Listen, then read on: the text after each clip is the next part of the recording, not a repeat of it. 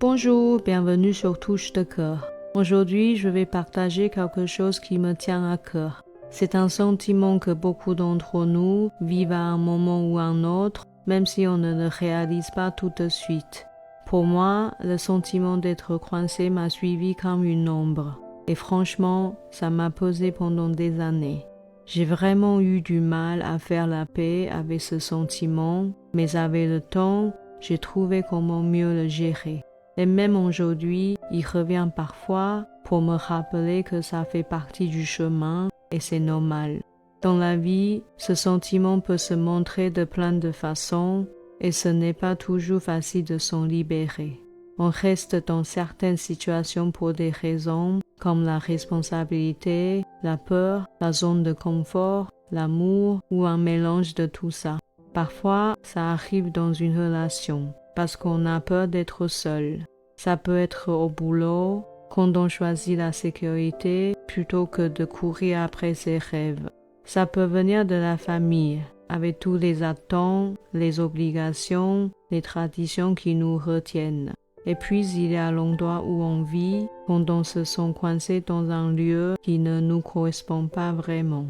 Et puis il y a la prison la plus dure. C'est qu'on se construit dans sa tête avec nos peurs, nos croyances limitantes et les histoires qu'on se dit comme si on ne pouvait pas s'en sortir. J'ai connu tout ça, mais dans cette vidéo, je vais surtout parler de l'endroit où l'on vit. Dis-moi, tu es déjà resté quelque part plus longtemps que prévu? Pour moi, oui. Je vis à l'étranger depuis des années et même si j'apprécie tout ce que ce pays m'a donné, au fond de moi, je sais depuis longtemps que j'aurais dû partir. Mais la vie ne va pas toujours comme prévu. Alors, comment on fait pour guérir quand on ne peut pas juste partir? Personnellement, je commence par écouter ce que je ressens, au lieu de me battre contre la réalité ou de faire semblant qu'elle n'est pas là. Je peux me dire, je me sens coincé, je me sens bloqué, je me sens perdu. C'est normal d'avoir de la colère, de la tristesse ou du découragement dans ces moments-là. La guérison n'est pas repousser ses émotions, mais les affronter même quand ça fait mal ou que c'est inconfortable. Ensuite, j'essaie de changer de perspective en me demandant qu'est-ce que ça essaie de m'apprendre maintenant, qu'est-ce que je peux en tirer avant de partir. Ce n'est pas forcément une punition d'être coincé, parfois c'est un moment pour grandir et se renforcer. Et je me rappelle que même si on a l'impression que ça n'en finit pas, je ne serai pas coincé pour toujours. La guérison ne veut pas dire changer tout de suite de situation, comme je ne peux pas partir demain. Pour moi, ça veut dire créer des libertés au quotidien. Ça peut être dessiner, peindre, chanter ou écrire.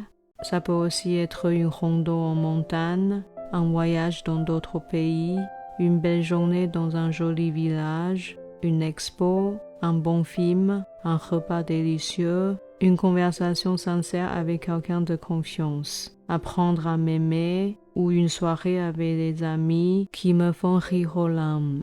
Ces moments me rappellent que même si mon corps est ici, mon esprit peut voyager n'importe où. On a toujours le choix. Comment on passe notre temps, comment on prend soin de soi et le sens qu'on donne à nos journées.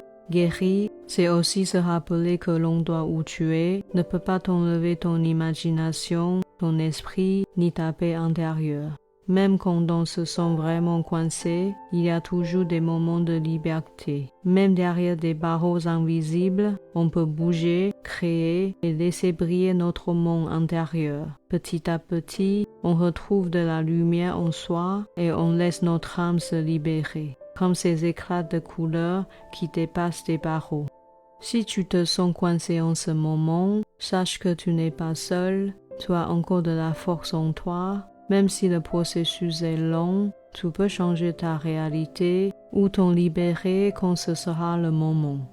Merci d'avoir regardé la vidéo jusqu'au bout. Franchement, ton soutien me touche beaucoup. Si tu as aimé ce que tu viens de voir, n'hésite pas à cliquer sur j'aime, commenter et t'abonner pour ne pas rater les prochaines. Et si tu veux encore plus d'inspiration, tu peux explorer mes autres créations. Prends soin de toi et on se retrouve dans la prochaine vidéo. À bientôt!